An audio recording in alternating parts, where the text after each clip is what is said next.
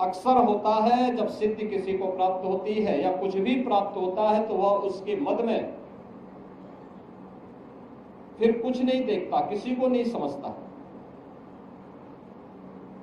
प्रभुता पाई काई मद नाही, संत तुलसीदास जी ने भी कहा।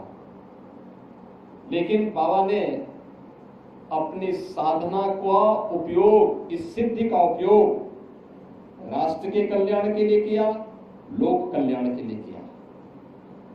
उस समय की समाज की बिगड़ती हुई स्थिति को एक देखते हुए कि देश क्यों गुलाम हुआ, क्यों विदेशी आक्रांता सफल हुए।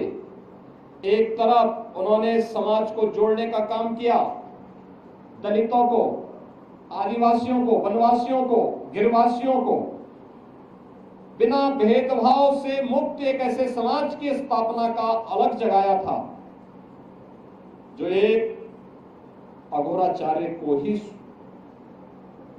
के द्वारा ही संभव था, एक योगी के द्वारा ही संभव था, एक संत के द्वारा ही संभव था। उच्च कुलीन परिवार में जन्म लिया, लेकिन उन्होंने कहा नहीं, छूत अस्पृश्यता के भाव को त्यागना होगा, तभी ये देश सुरक्षित हो पाएगा। और यहाँ के दलितों को, वनवासियों को, यहाँ के जनजातीय समुदाय को उन्होंने बड़ी संख्या में अपने शिष्य के रूप में स्वीकार करते हुए उनके जीवन को प्रशस्त करने के लिए अनेक कार्यक्रम चलाए।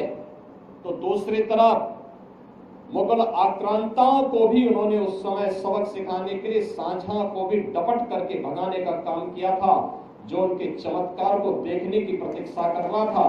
उन्होंने विदेशी आक्रांता उस समय के जो शासक थे उनको फटकार लगाई थी।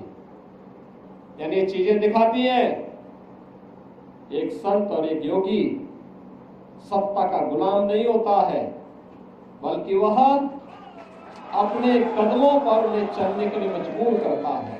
और यही कार्य आज से 425 वर्ष पहले इसी रामगढ़ गांव में जन्मे पूज्य बाबा अघोराचार्य कीनाराम जी महाराज ने अपनी दिव्य साधना के माध्यम से हम सबके सामने प्रस्तुत किया।